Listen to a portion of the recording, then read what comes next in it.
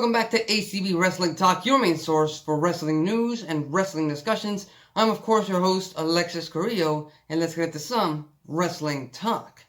Last night, WWE had its very last pay-per-view event of 2019. That's right, folks, we're about 2 weeks away from this 2019 year ending. But at TLC, they put on quite a good wrestling show, albeit without, much flair, without too much title matches and title contentions. But they did put on a pretty damn good show. First and foremost, you had on the pre-show, you had Humberto Carrillo facing off against Andrade. I always want to call him Andrade Cien Almas, but he's just Andrade now.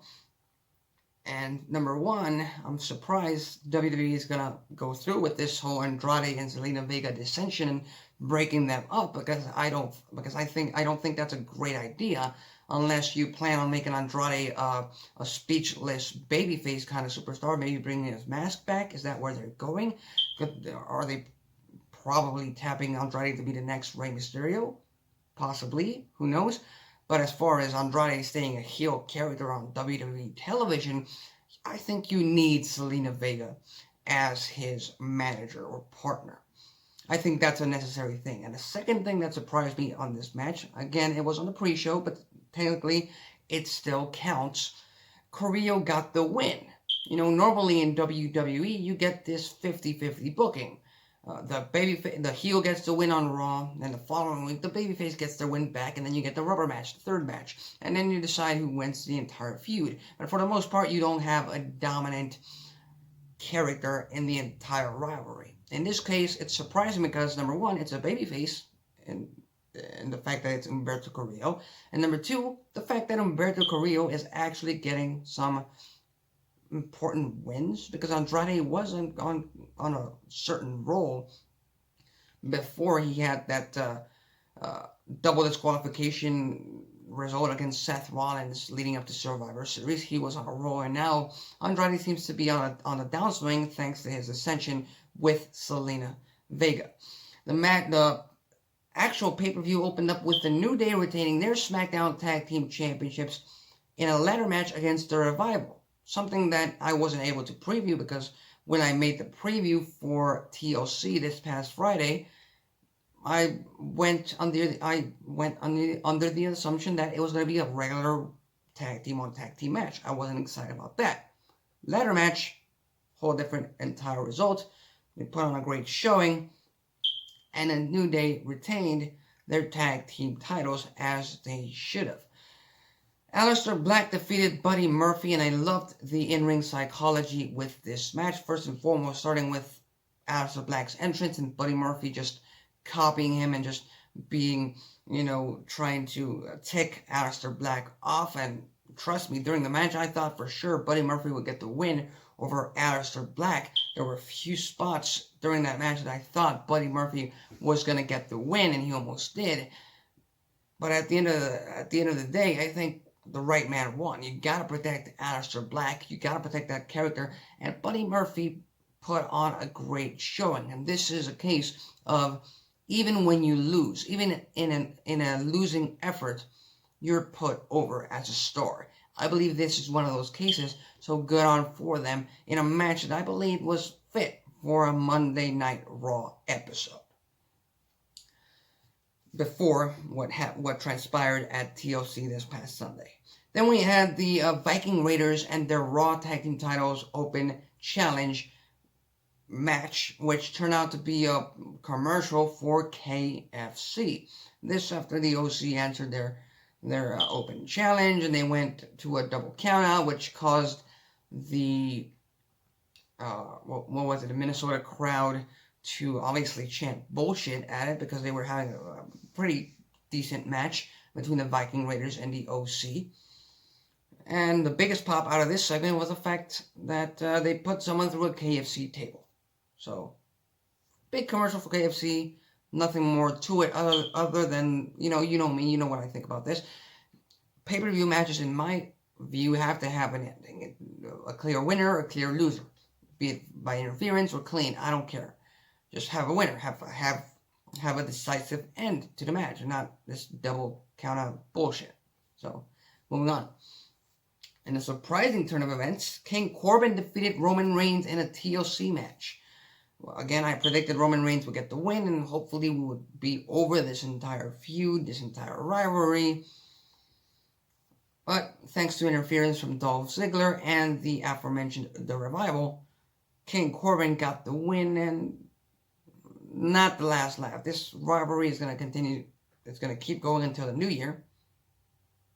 And I'm guessing ultimately it might be the smartest move, because you can't really refocus Roman Reigns right now into the Royal Rumble match when we're still over a month away from the Royal Rumble match. So Reigns is going to get his win over King Corbin. That's a certainty in my mind. That's a certainty in, I believe, 100% of the WWE Universe's mind. The real question is, when exactly is that going to happen? I believe maybe the first week of 2020, the first SmackDown of 2020, we'll get Reigns getting the win over King Corbin and then focusing on the Royal Rumble match. We've got Bray Wyatt versus The Miz in a non-title match. And when I say Bray Wyatt, I mean Bray Wyatt. The Fiend did not make an appearance at all for this entire match or segment. It was refreshing to see Bray Wyatt versus The Miz. It was refreshing to see a Wyatt match without that stupid as hell, dumb red lighting over it that just makes absolutely no sense. I mean, you don't have dark blue or dark black lightning for the Undertaker matches, but that's for a separate video. But again, Bray Wyatt got his win over The Miz, as promised. I loved his entrance with that Firefly Funhouse entrance and the crowd just going nuts and Bray Wyatt playing to the crowd. That was awesome. That was the highlight of this entire match up until the point that Daniel Bryan made his return. And not just Daniel Bryan, the American Dragon made his return. Daniel Bryan with his brand new look. They're obviously not going to call him Bryan Danielson, which is his real name. But Daniel Bryan made his return as the American Dragon, and the real question is the American Dragon enough for the Fiend? Is the American Dragon enough to dethrone the Fiend and become Universal Champion? I mean, we talked about this on this show right about 2-3 weeks ago before TLC. I predicted Wyatt versus Daniel Bryan round 2 at TLC. That did not happen. Now it seems that might be the lead-up feud into the Royal Rumble pay-per-view. The Fiend, Bray Wyatt, defending his Universal Championship against the American Dragon, Daniel Bryan. And I can honestly say, couldn't be more excited for this upcoming rivalry. And who walks out? Still Universal Champion. Obviously, I just said still, so I gave it away. Bray Wyatt, the Fiend, walks out of this feud, this entire rivalry, still Universal Champion. But pretty damn excited to see what kind of response we get from the Fiend and what kind of answers we receive from the American Dragon this upcoming Friday on SmackDown on Fox. Bobby Lashley defeated Rusev in a tables match. And you know something that I just noticed watching the TLC pay-per-view last night? And that was this entire Rusev, Lana, Bobby Lashley love triangle, mess of a feud, mess of a rivalry, mess of a storyline has been going on since September. That's right, ladies and gentlemen. This entire mess has been going on for 3 months, and we barely got our very first match between Rusev and Lashley right here last night at TLC. And Lashley got the win, making Rusev look like a chump, making Rusev look like he can't handle his own business, making Rusev look like when it's all said and done, he can't get justice served for him after everything that Lashley and Lana have put him through. And I understand. Lashley and Lana caused interference. There was a lot of funny business going on in the entire rivalry and the entire match. But Where do they go with this now? Rusev is in no position to challenge for any championship going forward. He is in no position to be a top babyface on Raw, which is where he should be right now going forward. What do they do now? Bobby Lashley right now looks like just like a pawn in Lana's game. Sure,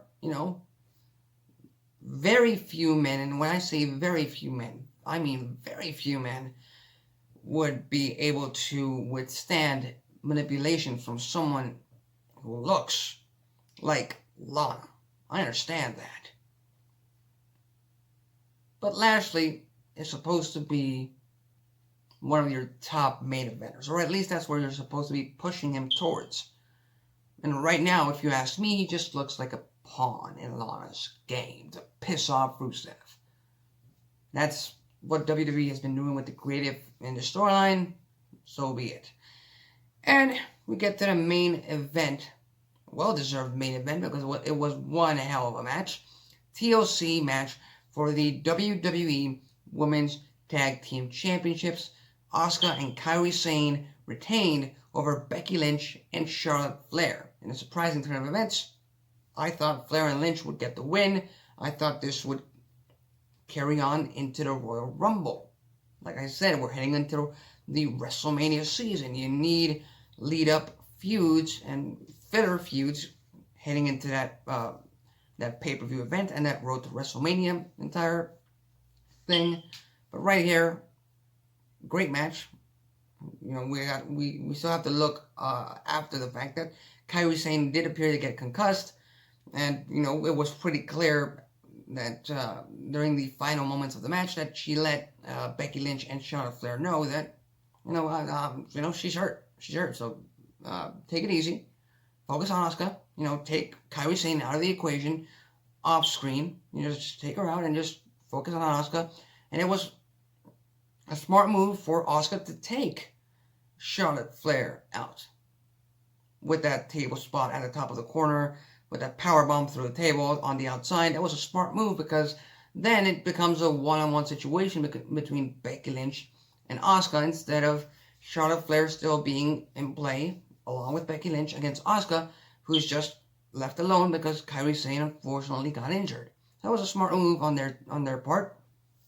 But other than that, not much to talk about from the TLC pay-per-view. Again, great night of wrestling. But overall, fitter pay-per-view. Autopilot pay-per-view.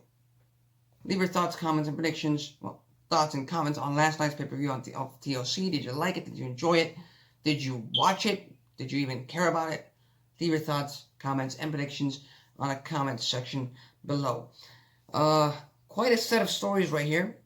First of all, the very unlucky, very down on their luck Ring of Honor Wrestling appears to have lost 3 of their stars. And if you know anything about Ring of Honor Wrestling right now, is they can't afford to lose a lot of big name stars. They're already in a pretty low place in terms of the food chain in American wrestling, because they're under WWE, they're under AEW, they're under Impact Wrestling, they're under NXT.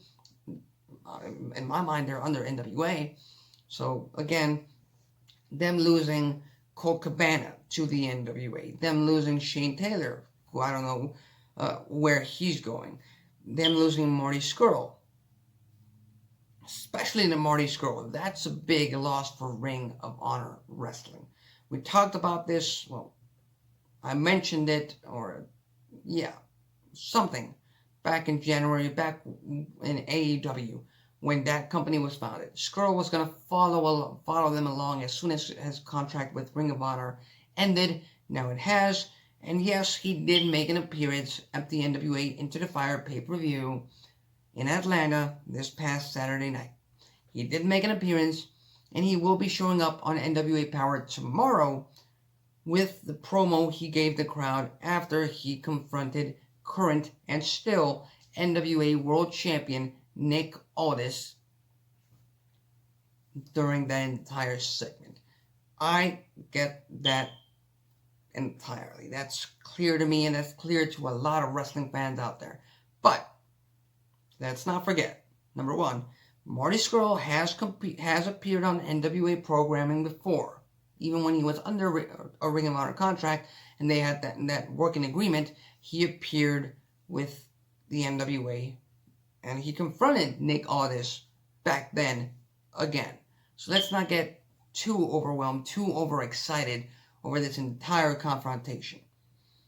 Number two, I do not believe that Marty Scurll, the villain, is leaving Ring of Honor for NWA. With all due respect to the NWA, I think if Marty Scurll wants to create headlines, if he wants to be a bigger part of the current wrestling industry, as he should, because he deserves it. He's a great character. He's a great performer. He should go to AEW. And if you ask me, All Elite Wrestling needs something to reignite some excitement into the product. Right now, the honeymoon period is over with AEW.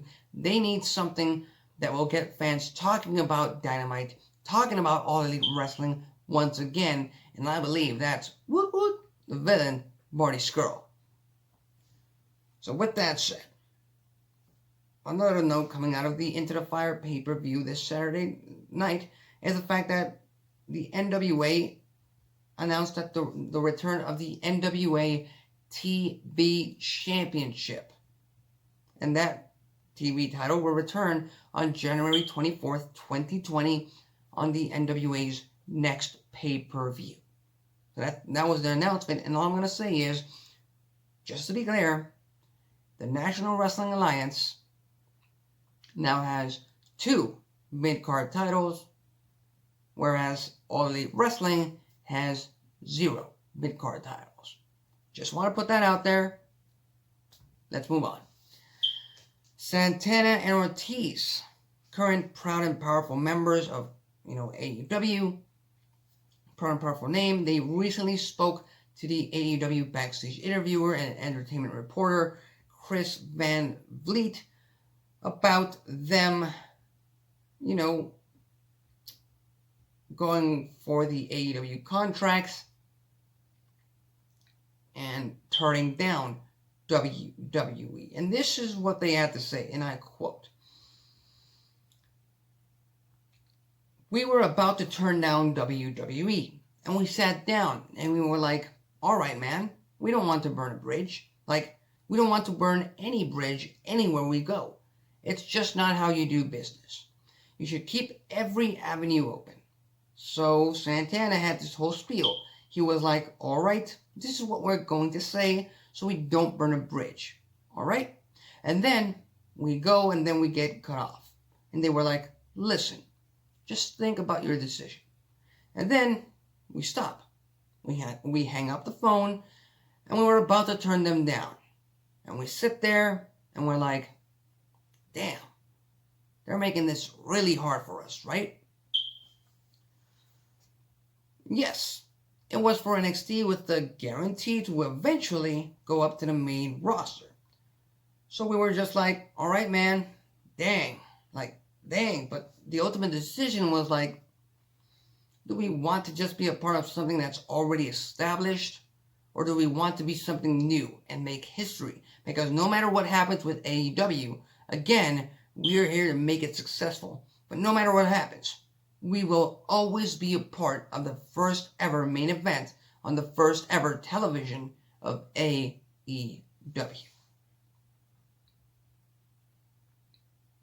We were like, do we want to be a part of history, or do we want to just fade into black?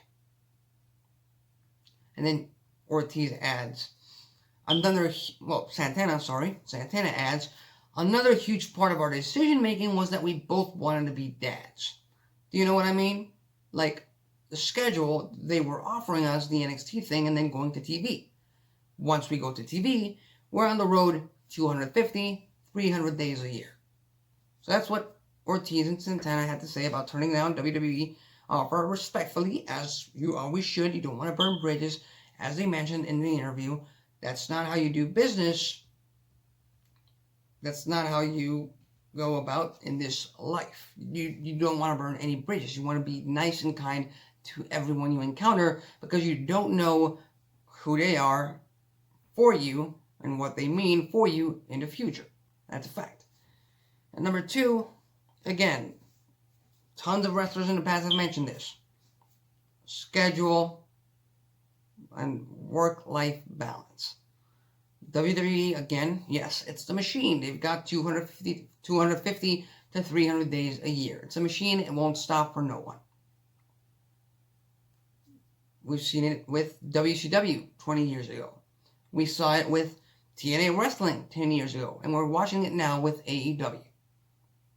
They've got a much more confined, much more concise schedule for wrestlers to work. And it works for them. It works for their business.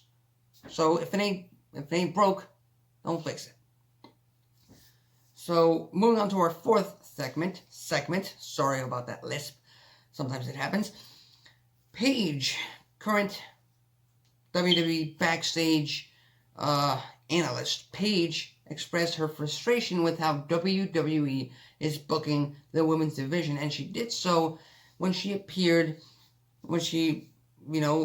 made an appearance or talked about it on Corey Graves After the Bell. And if you ask me, it's we'll get to that after her comments. This is what Paige had to say. Paige is a former multi-time women's champion. Let's not forget about that. And I quote, "You can just see she oozes a stardom in everything she does." Talking about Charlotte. As soon as she walks into a room, that she is that she is somebody.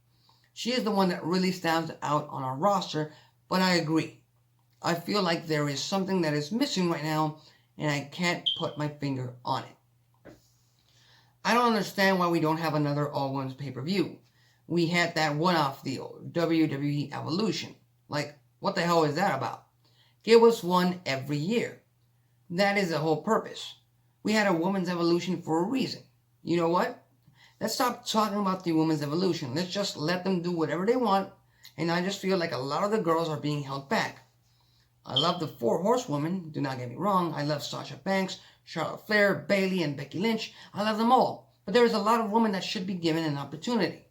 Like, I'm excited for Liv Morgan to return. It's like, yes, some fresh faces. I love seeing Natty Neidhart. I love seeing Lacey Evans. I love it. I love it all. But as much as I love those four, there are other women in the company. Of course, I am SmackDown through and through, but I enjoy watching the NXT's women's division more now, honestly.